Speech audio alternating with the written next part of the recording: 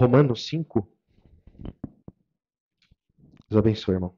Irmãos, nós louvamos o louvor, o último, né? Conheci o mundo mal, e com ele os seus ardis. Me arrastei no lamaçal, tudo isso porque eu quis. Então, ali é uma confissão, né? Se os irmãos perceberem, o louvor ele está fazendo uma confissão de pecador, né? Saber mais que qualquer um, construir algum amor, onde a paz pudesse ser a verdade para eu crer, para eu ver, né? Então, o que isso significa?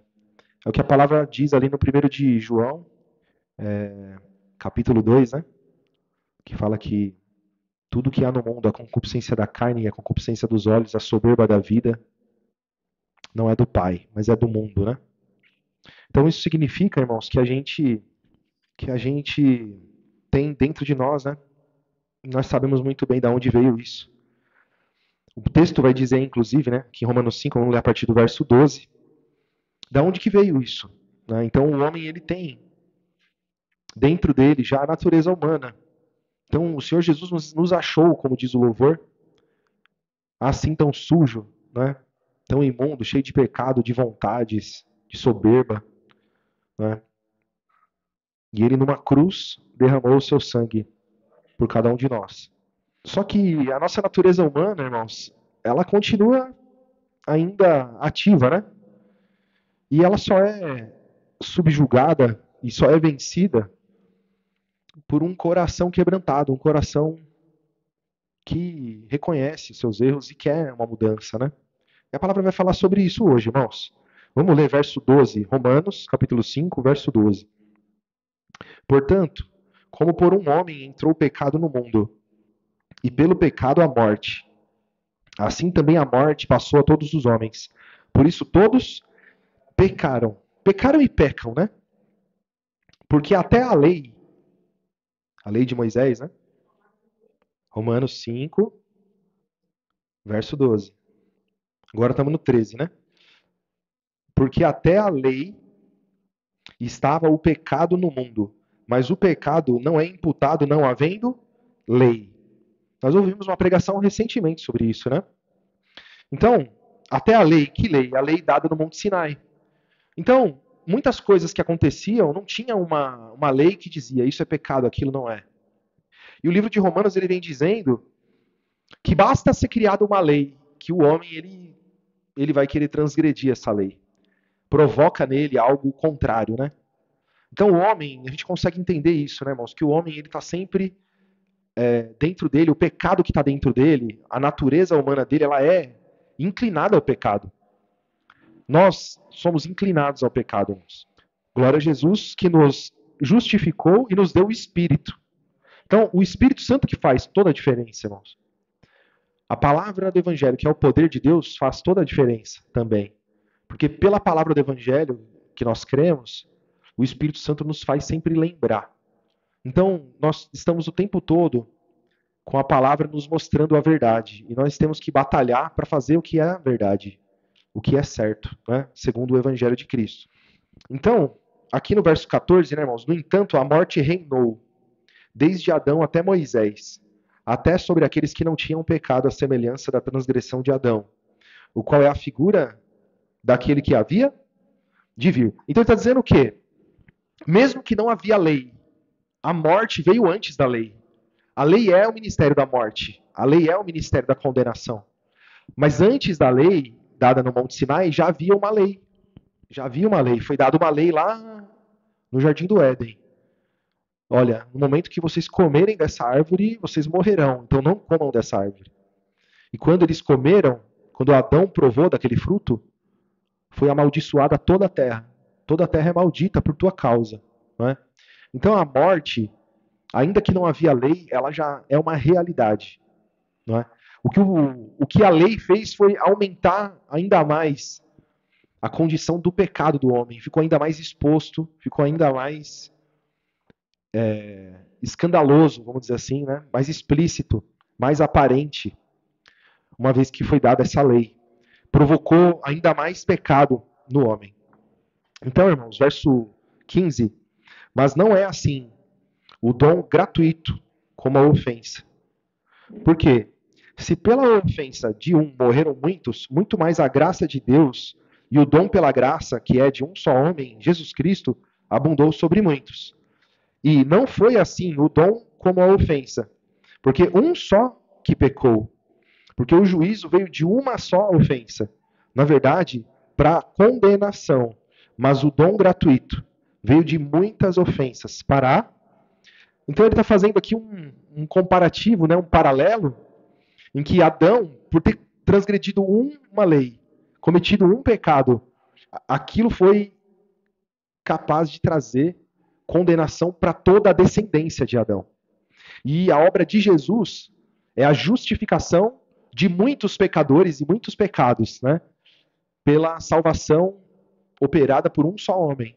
Então o Senhor Jesus Cristo derramou o seu sangue e purificou muitos pecados, né? Trazendo justificação e perdão para muitos pecados.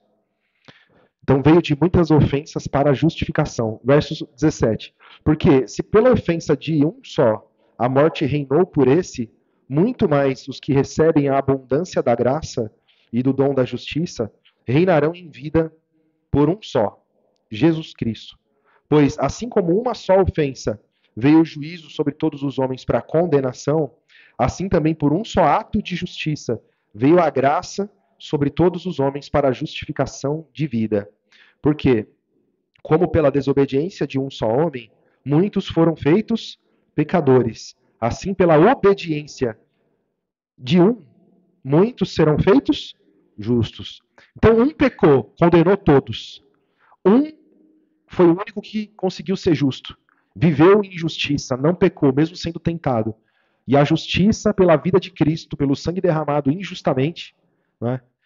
O Senhor Jesus Cristo pagou com o seu sangue, o sangue do justo pelos injustos. Trouxe salvação e libertação para todos os homens. Verso 20. Então, primeiro ele está falando do quê? Do que aconteceu com Adão e do que aconteceu com Cristo. E agora ele vem falar da lei. Verso 20. Veio, porém, a lei para que a ofensa abundasse. Mas onde o pecado abundou, superabundou a graça. Então não importa. A situação do homem já era de condenação. A situação do homem já era de morte. Mas veio a lei e piorou a situação do homem. Não importa. O que o Senhor Jesus Cristo fez, a obra de Jesus, a graça que foi derramada é maior que tudo isso.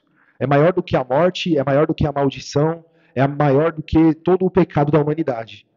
O sangue de Jesus, a obra de Jesus, ela é redentora, né, sobre todos aqueles que creem. Verso 21.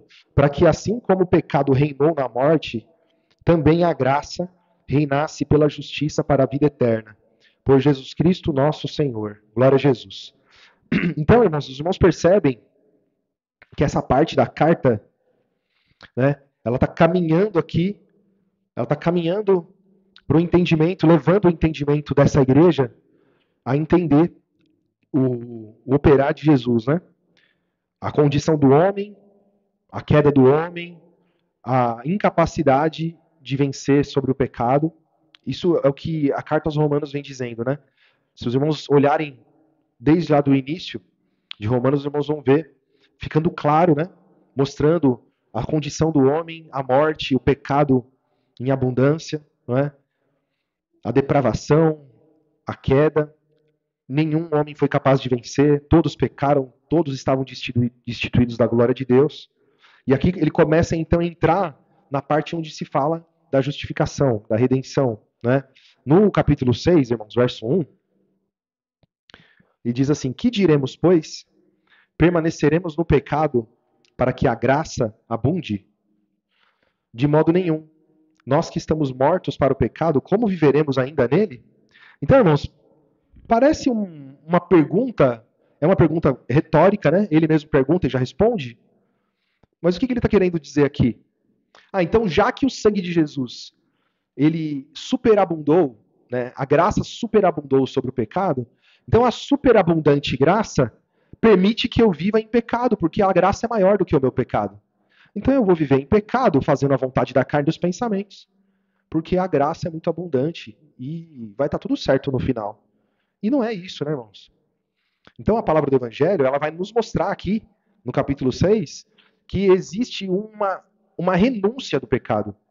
Primeiro é uma consciência, como o louvor falou hoje, né?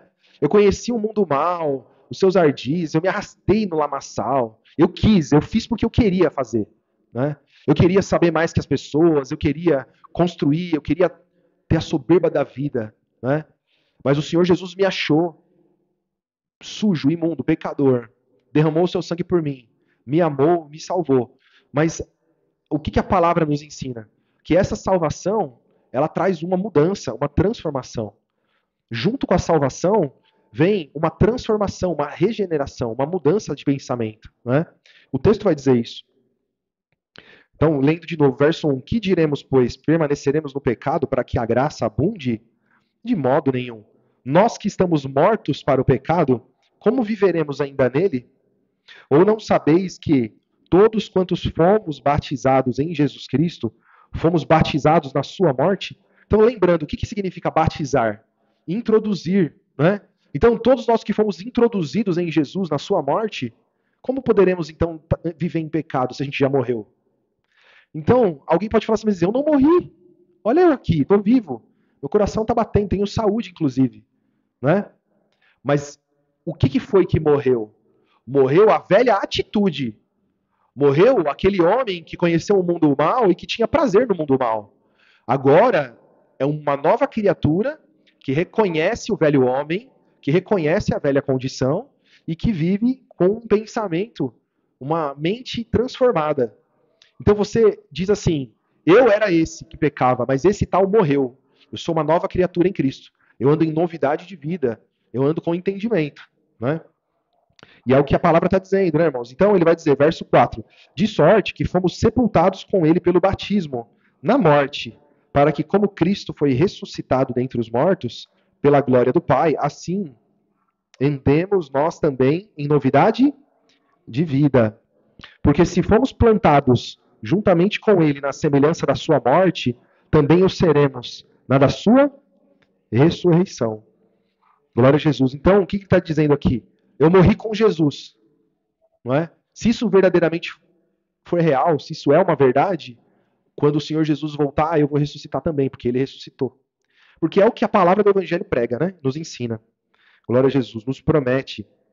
Verso 6. Sabendo isto, o que o nosso homem velho foi com ele crucificado, para que o corpo do pecado seja desfeito, para que não sirvamos mais.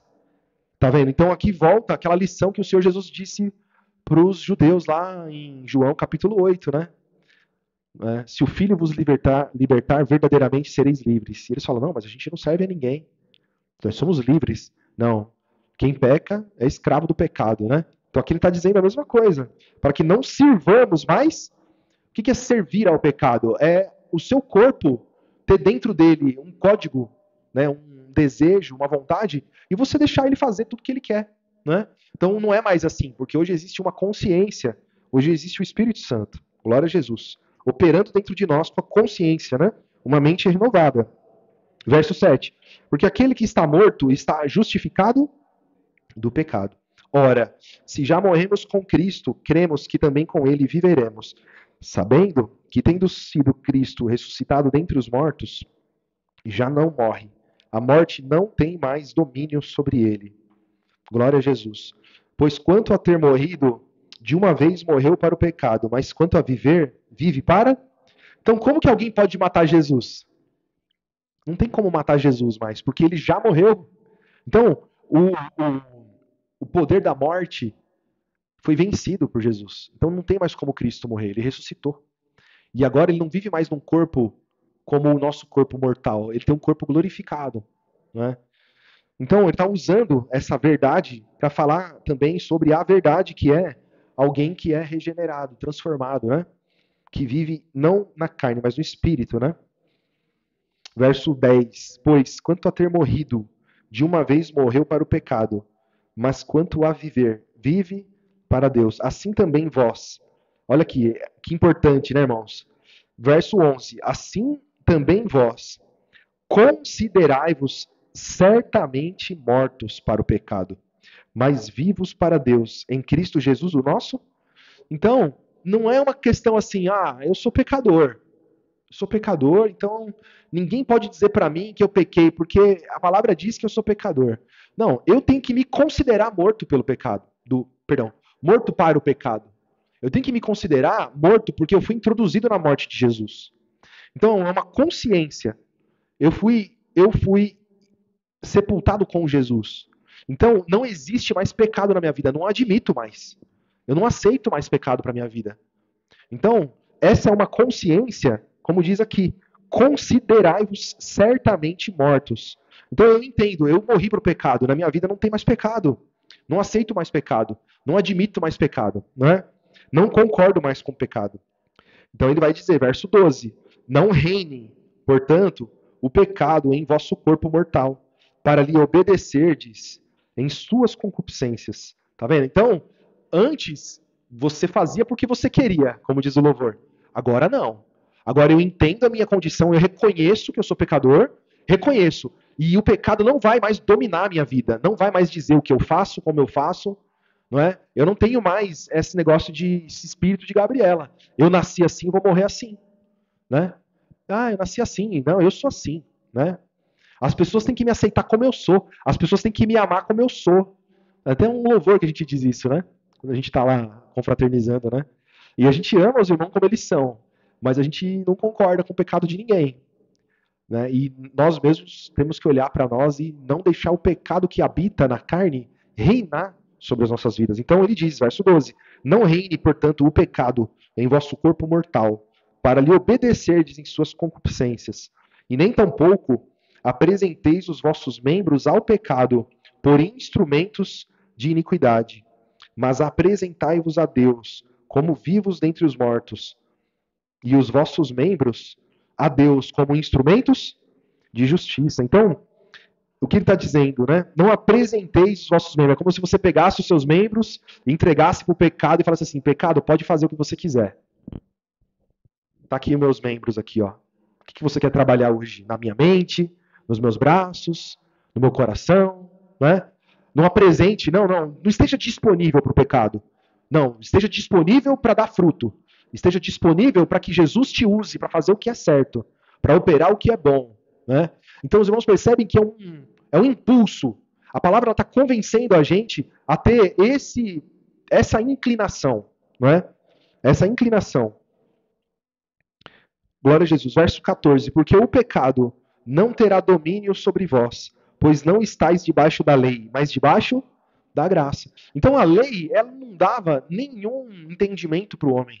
A lei dada no Monte Sinai por Moisés não foi capaz de aperfeiçoar o homem em nada. Está lá escrito em Hebreus, né? Ah, mas ainda que a lei é boa, né? Aqui no próprio livro de Romanos ele vai falar que ela é santa, o mandamento é santo, justo e bom. Mas o homem, ele ficou entregue à sua própria capacidade. E na graça não é assim. Na graça, o Senhor Jesus, primeira coisa que o Senhor Jesus fez, aniquilou toda a acusação. Primeira coisa que ele fez, ele tirou você do abismo, da sepultura, da maldição e da morte. E fez para você uma transformação, colocou você na família de Deus, chamou você de filho e falou: você está vivo para a eternidade, para andar comigo. Zerou a conta. Paguei a sua dívida, paguei sua conta. Agora é comigo, não é? Glória a Jesus. Então, não existe mais essa inclinação. Agora eu tenho, pela palavra do Evangelho, o entendimento. Eu recebi a salvação de Jesus, uma palavra que é verdadeira, porque ele disse, né? A lei foi dada por Moisés, a graça e a verdade. Então, antes eu não tinha verdade. Agora, através de Jesus, eu tenho verdade. Então, a lei era incapaz de me aperfeiçoar. Em Jesus, é totalmente capaz. Eu posso ser aperfeiçoado a cada dia. Estamos aqui, inclusive, por conta disso, para sermos aperfeiçoados. Estamos aqui nesse momento ouvindo a palavra, para que a palavra venha mudar todo o velho homem. Não é? E nós recebemos o Espírito Santo. Então, o Espírito Santo que habita em nós é que nos faz ser capazes de vencer. Né? No capítulo 8, aqui, irmãos, glória a Jesus, vamos abreviar aqui, vamos para o verso 5, diz assim: porque os que são segundo a carne inclinam-se para as coisas da carne, mas os que são segundo o Espírito, para as coisas do Espírito. Porque a inclinação da carne é morte, mas a inclinação do Espírito é vida e paz. Então, os irmãos percebem que existe uma inclinação. Então, eu posso me inclinar para o Espírito. E o que é inclinar, né? Você já se inclinou? Se você se inclinar, você acaba até caindo para aquele lado, né? Então, é muito mais fácil você ir para aquele lado que você está inclinado do que você cair para o outro lado, concorda? É uma forma da gente visualizar, né? O que é uma inclinação, né? Então, eu estou inclinado a fazer o que é certo. Eu estou inclinado a ouvir o Espírito. E não deixar minha mente, meu coração falar assim, ó, o que você tiver vontade de fazer, faz aí, né? Não. Então, existe uma inclinação da carne, isso é para quem é desobediente ou para quem nem conhece a verdade. Não consegue obedecer algo que nem conhece, né? Então tem o desobediente e tem aquele que nem conheceu a verdade, vive segundo a natureza, como um animal, né? Então, ele vai falando sobre a inclinação. Verso 6. Porque a inclinação da carne é morte, mas a inclinação do espírito é vida e paz. Porquanto a inclinação da carne é inimizade contra Deus, porque não é sujeita à lei de Deus, e nem é verdade o pode ser. Porquanto os que estão na carne não podem agradar. Olha que interessante, tem uma revelação aqui nesse texto, né? Porque ele está dizendo que o que ele afirma o tempo todo na carta? Que quando nós estávamos segundo a lei de Moisés, nós estávamos segundo o pecado, inclinados ao pecado, né?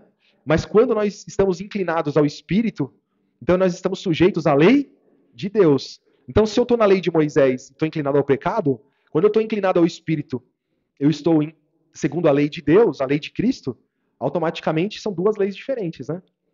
Não é a mesma lei. E as pessoas não percebem isso, né? As pessoas tratam a lei do Velho Testamento como uma coisa só. E não é, né? É muito diferente. Glória a Jesus, que nos deu a verdade, né? Verso 8. Portanto, os que estão na carne não podem agradar a Deus. Vós, porém, não estáis na carne, mas no Espírito, se é que o Espírito de Deus habita em vós. Mas, se alguém não tem o Espírito de Cristo, esse tal não é dele. E se Cristo está em vós, o corpo, na verdade, está morto por causa do pecado, mas o Espírito vive por causa da. Então, o que ele está dizendo? Se você está em Cristo, é fato que a sua carne vai morrer. Não é? Se você está em Cristo, é fato que pela sua consciência cristã, o seu corpo também já morreu. Você está mortificando ele, não é? Glória a Jesus. Então, ó, vamos ler de novo. Ó. Verso 10. E se Cristo está em vós, o corpo, na verdade, está morto por causa do pecado. Ou seja, fui introduzido em Jesus, o meu corpo morreu. É uma consciência. Mas o espírito vive por causa da justiça. Né? Então, a sua consciência, ela vive pelo evangelho. Né? Glória a Jesus, pela lei de Cristo. Verso 11.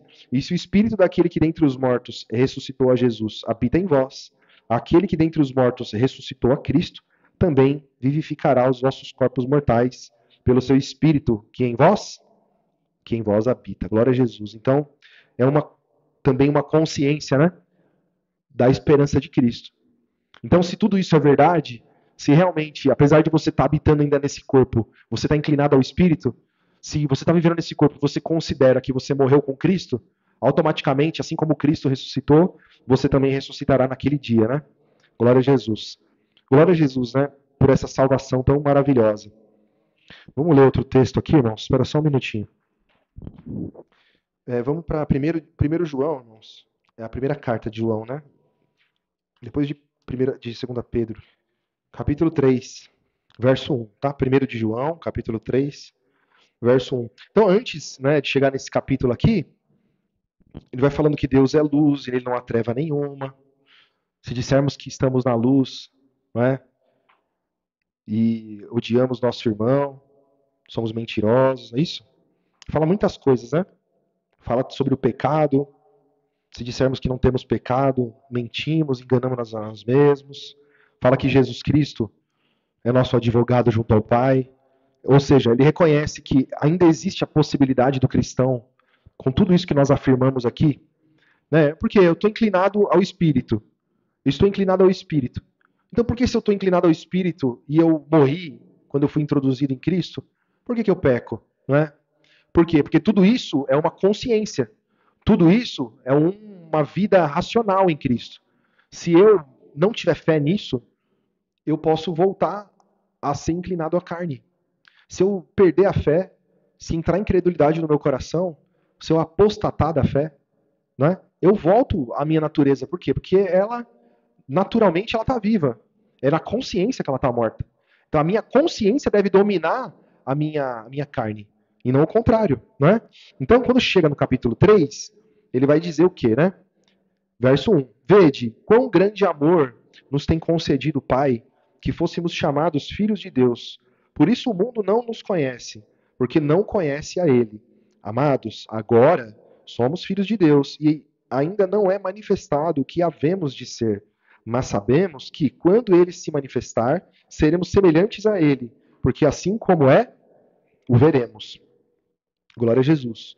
Então, quando o Senhor Jesus voltar, e nós olharmos para a aparência dele, né, no seu corpo glorioso, aí nós vamos saber como nós seremos. É isso que ele está dizendo. Né? Glória a Jesus. Verso 3. E qualquer que nele tem essa esperança, purifica-se a si mesmo, como também ele é.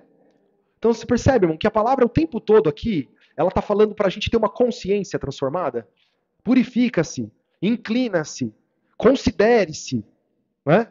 Então tudo, a palavra está nos motivando, a palavra está nos conscientizando de uma mudança completa de atitude, de uma força de vontade. Não é? E quem que opera essa força de vontade em nós? É o Espírito. Não é? O querer e o efetuar vem de Jesus. É Jesus que hoje está falando conosco. A palavra é dele, ele está nos motivando a querer isso.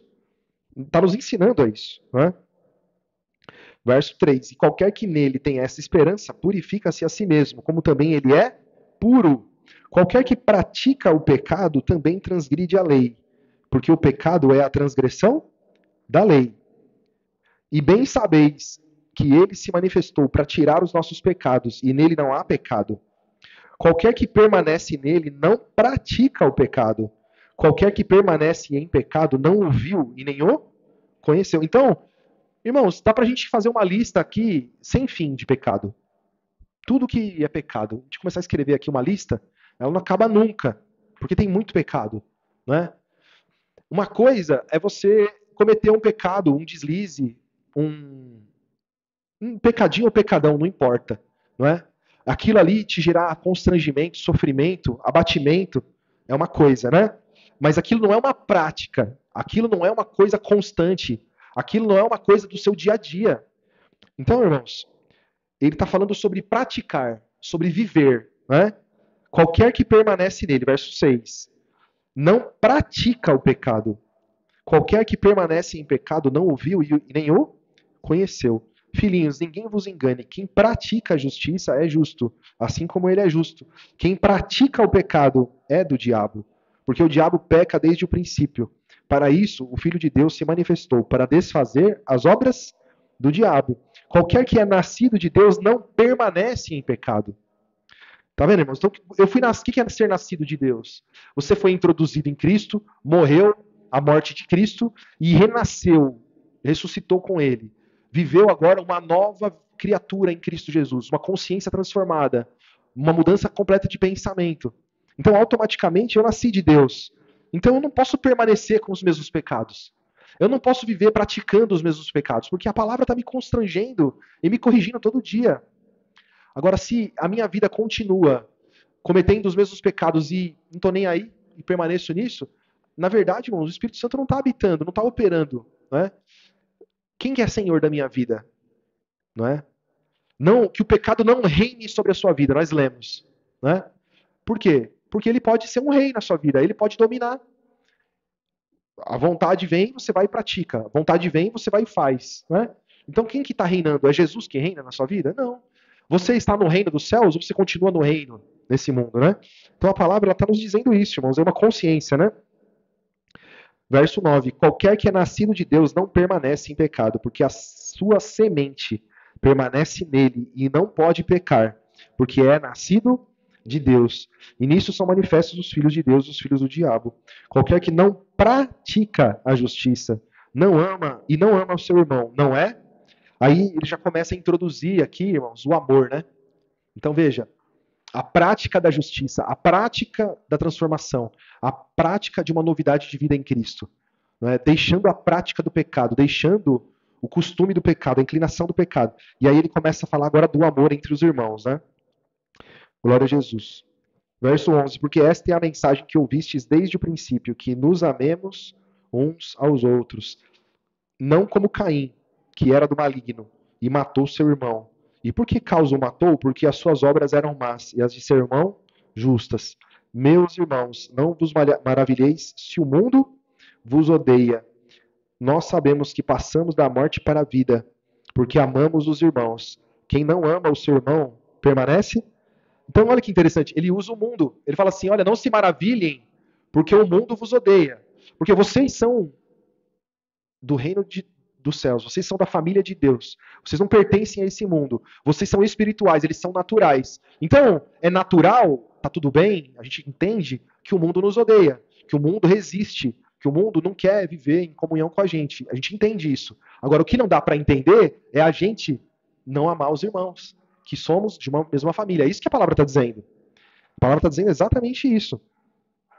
Né? Verso 12. Né? Na metade dele aí. Porque as suas obras eram más e do seu irmão eram justas. Né? Por que Caim matou seu irmão? Se você olhar lá na lei, o que está dizendo lá? O Senhor se atentou para um e não se atentou para o outro. Não é? Então, ele está usando aqui o conhecimento da lei, né? Dizendo assim, um foi agradável ao Senhor, o outro não foi. Então, por que ele matou? Né? Porque havia uma disputa entre eles. Né? Havia na cabeça de Caim, né? Cabeça de Caim, o pecado dele não aceitou, não suportou que o irmão dele estava bem, né? Que o irmão dele foi abençoado, entre aspas, né? E ele não. Então ele traz isso, né? Essa figura para o evangelho, né? Glória a Jesus. Então o mundo nos odeia, e tudo bem, a gente entende isso. Mas entre nós não pode ter isso, né? Verso 14. Nós sabemos que passamos da morte para a vida porque amamos os irmãos. Quem não ama o seu irmão permanece na morte. Qualquer que odeia seu irmão é homicida. E vós sabeis que nenhum homicida tem a vida eterna permanecendo nele. Conhecemos o amor nisso, que ele deu a sua vida por nós, e nós devemos dar a vida pelos irmãos. Então, dar a vida, irmão, o que ele está dizendo aqui? A obra de Jesus é a nossa obra. Jesus Cristo, sendo Deus, se despiu de todo o seu ser e morreu para nos dar vida. E nós também, irmãos, também fomos transformados, mortificamos a nossa vida e vivemos pelos irmãos. Glória a Jesus. Verso 17. Quem, pois, tiver bens no mundo e vendo seu irmão necessitado lhe cerrar suas entranhas, como reside nele o amor de Deus?